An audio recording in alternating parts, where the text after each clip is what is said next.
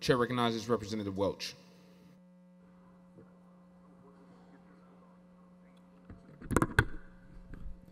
Thank you, Mr. Speaker.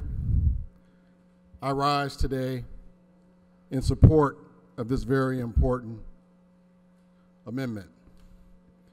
I rise today because we have an opportunity to make history here. We have an opportunity not just to make history in the state of Illinois, but across this great country. And I've listened to the debate,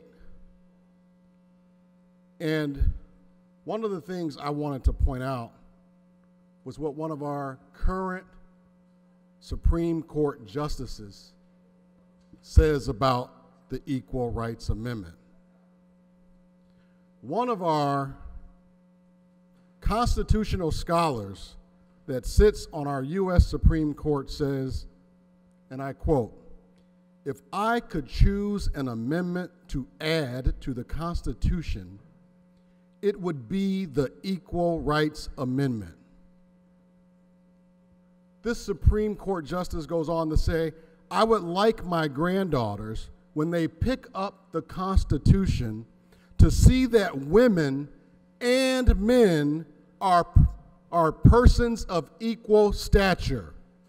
I'd like them to see that it is a basic principle of our society." That is a quote from the great Ruth Bader Ginsburg. She would encourage us to pass the Equal Rights Amendment. Students all across this state and across the nation that are in 7th grade are learning our Constitution. When they pick up that document, they should know that men and women are equal. Why are we still having this debate? The Constitution is a document that has rarely been changed. It is extremely difficult to change that document. But a statute can easily be changed. We have a president in the White House right now. If he could gut the Civil Rights Act of 1965, he would do it, and he'd do it now. His Congress is doing their best to try to reverse it now. I would rather rely on the U.S. Constitution than a statute that can be changed by Donald Trump, a man that hates women. He has no respect for women. I would rather rely on our U.S. Constitution than Donald Trump.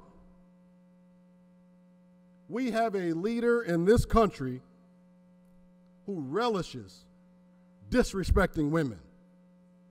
There is no better time than now, people, to pass the ERA. Let's stand up. Let's stand up for women. Let's stand up for black women, white women, brown women, women of all kinds, and pass the ERA today. Let's vote yes and pass the ERA now. Thank you. Chair recognizes Representative Emanuel.